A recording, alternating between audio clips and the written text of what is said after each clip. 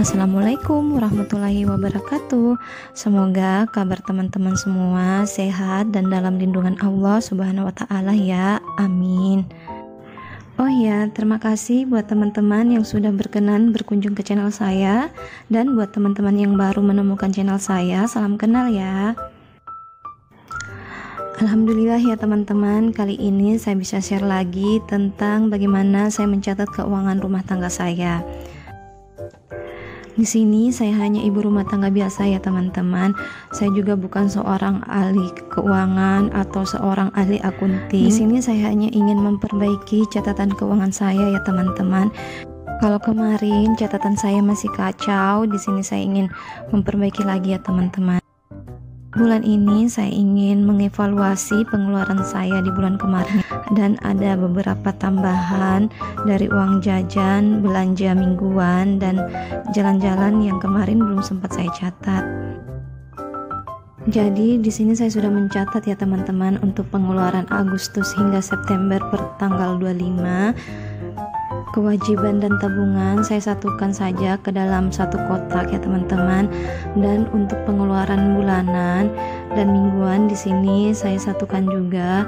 Ada belanja bulanan, mingguan, ada arisan perabot, kemudian kota, listrik darurat, dan segala macam yang tiap bulannya itu memang harus keluar.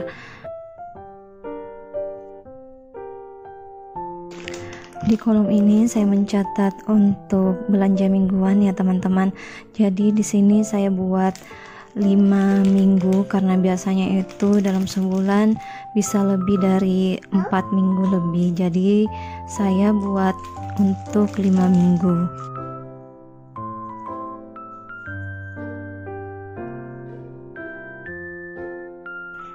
Jadi seperti biasa untuk budget tracker saya juga membuat kolom-kolomnya, tapi di sini saya membuat 5 kolom untuk 5 minggu. Dan di budget tracker ini saya akan mencatat pengeluaran saya di tiap minggunya ya teman-teman. Di budget tracker ini kita bisa mengetahui pengeluaran yang sudah kita lakukan di tiap minggunya. Dan yang paling menyenangkan itu ya teman-teman, kita membagikan uang ke dalam masing-masing pos. Di sini saya masukkan dulu untuk kategori sinking fund, ada untuk sekolah anak. Selanjutnya untuk umroh dan haji. Di sini saya masukkan sebesar 100.000 ya teman-teman. Insya Allah saya akan masukkan ke dalam celengan miniatur Ka'bah saya. Selanjutnya untuk logam mulia. Di sini saya sengaja menuliskan emas, antam, dan mini gold. Dan untuk kategori pengeluaran tiap bulannya dan mingguan saya akan masukkan ke amplop yang telah saya bikin kemarin ya teman-teman. Di tiap amplop ini sudah saya tuliskan nama-namanya ya teman-teman untuk pengeluaran tiap bulannya. Jadi tinggal saya isi berapa nominal yang akan saya masukkan. Untuk membiasakan mencatat pengeluaran kita itu memang tidak mudah ya teman-teman. Dibutuhkan niat untuk merubah kebiasaan yang buruk kita. Tapi ketika kita memang ingin perubahan dari cara kita mengatur keuangan, memang diperlukan perubahan yang harus kita paksakan ya teman-teman, agar keuangan kita itu bisa terarah. Saya pun awalnya perlahan-lahan belajar untuk mencatat pengeluaran yang saya lakukan, mulai dari kewajiban, kebutuhan, sampai keinginan. Dan dari sini saya bisa melihat seperti apa besarnya kewajiban, kebutuhan, dan keinginan saya ya teman-teman, sehingga bisa saya kontrol dengan perlahan untuk tidak selalu mengikuti keinginan saya. Karena menurut saya keinginan itu sifatnya hanya untuk sementara ya teman-teman, dan bisa ditunda, seperti keinginan untuk ngemil ataupun ngemol. Tapi perlu juga sih ya sekali-sekali kita menyenangkan hati. Tapi ya itu tadi, kita sudah menganggarkan untuk pengeluaran yang kita inginkan. Dengan catatan kita bisa mengatur pengeluarannya dengan bijak. Di sini saya masih terus belajar ya untuk bisa memperbaiki catatan keuangan saya, apalagi karena saya mempunyai 2 orang anak ya teman-teman yang sudah sekolah. Jadi sehari-harinya itu mereka perlu uang jajan.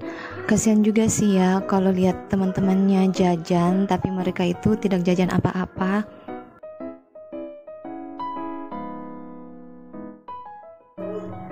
Kesulitan saya sendiri di sini yaitu menahan untuk tidak jajan setiap harinya ya. Karena ketika saya terus mengikuti keinginan saya untuk membelanjakan sesuatu, pasti ujung-ujungnya di akhir bulan akan minus.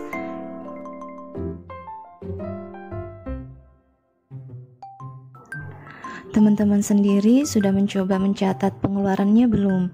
Nah, kalau belum, yuk dari sekarang kita coba untuk mencatat semua pengeluaran kita. Walaupun awalnya serasa sulit, tapi kalau sudah jadi kebiasaan kita, pasti akan sangat membantu dalam berhemat. Tapi tetap bedakan juga ya teman-teman antara hemat dan pelit. Nah, kalau hemat, beli barang sesuai kebutuhan. Sedangkan pelit, sesuatu yang memang harus kita keluarkan tapi tidak kita keluarkan.